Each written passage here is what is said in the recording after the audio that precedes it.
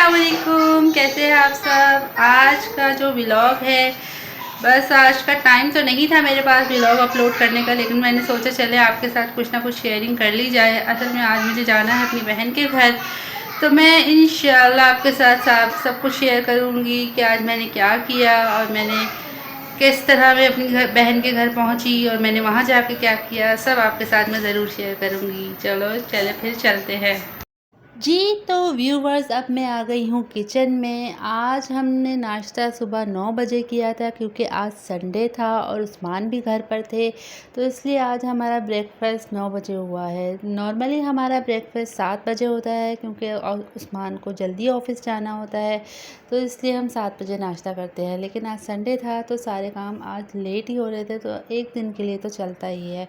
सुबह चाय निकालते हुए, जो चाय मैं जब निकाल रही थी, तो आधी चाय चूल्हे पे गिर गई थी, जिसकी वजह से बहुत ज़्यादा मैस हो गया था। तो बस मुझे सबसे पहले अपने चूल्हे को साफ़ करना था।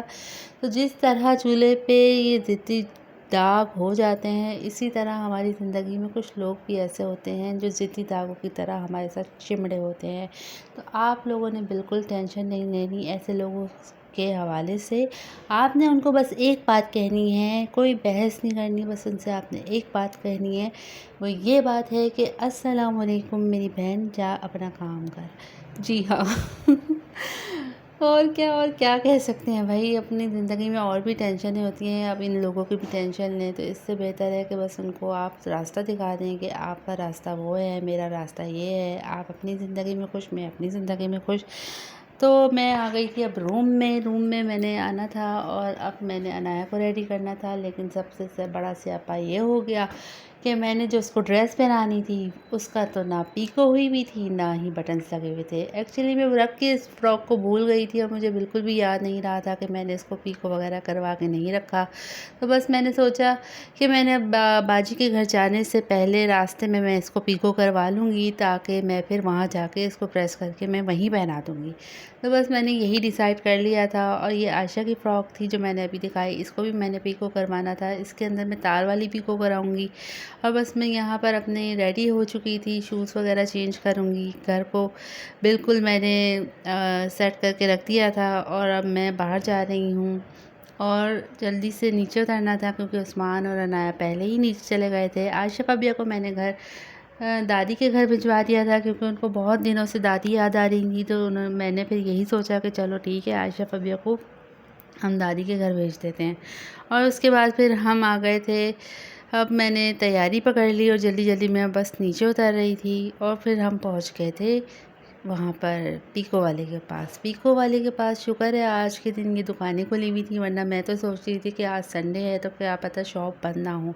तो बस फटाफट मैंने पीको वाले को पीको का ही मैं इसको कह रही थी कि इस पे तार वाली पीको कर दो, लेकिन जब इसने मुझे ये किंगरी वाली लेस दिखाई तो उससे इसका लुक वाकई ही चेंज हो गया। मैंने कहा यही वाली कर दो। फिर मैंने इसके बटन भी लेने थे तो मैंने बटन भी ले लिए, तो बड़ी ज़बरदस्त सी लुक आ गई थी। उसके बाद हम अपनी बहन के घर पहुँच गई थी मैं।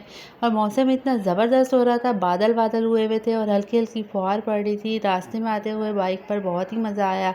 और बहन ने मेरी बहुत ज़बरदस्त खाना बनाया हुआ था, इतना मज़े का। इन्होंने अरबी गोश्त बनाया हुआ था, साथ में चटनी, सलाद, रायता, सारे लवाजमात उन्होंने तैयार करके रखे हुए थे और मज़ेदार सा पुलाव भी रेडी करके रखा हुआ था। मैं तो खुद हैरान थी कि बाजी ने इतने कम वक्त में इतना ज़बरदस्त सा मेन्यू कैसे तैयार कर लिया।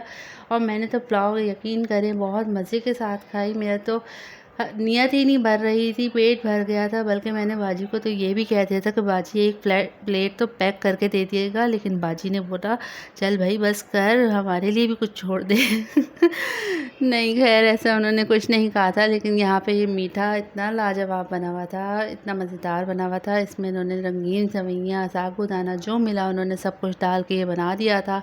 और उनको खुद नहीं पता ये कौन सा मीठा था, लेकिन था बहुत मज़े का और हमने इस चीज़ को बहुत इंजॉय किया। उसके बाद बस बाजी के घर से निकल गए थे। निकलते निकलते हमें मगरिब हो गई थी। रास्ते में अनाया ने बोला भाई मुझे केक खाना है। मैंने कहा केक तो नहीं, हम पेस्ट्री लेंगे। तो बस अनाया बोलने लगी मुझे चॉकलेट वाली चाहिए, मैंने कहा मुझे पाइनएप्पल वाली चाहिए। बस फिर हमने पेस्ट्री वगैरह ली, बिस्किट्स लिए कुछ ये। और ये जो रोल है ये तो मेरा फेवरेट है। बस हमने ये चीज़ की ख़रीदारी की और हम यहाँ वापस आ गए थे। तो आपको व्लॉग कैसा लगा मुझे कमेंट में ज़रूर बताएं। लाइक करें, शेयर करें और चैनल पर नए हैं तो उसको सब्सक्राइब कर लें। अपना बहुत ज़्यादा ख्याल रखें। रखें, मुझे दुआओं में याद रखें। अल्लाह हाफ़िज़।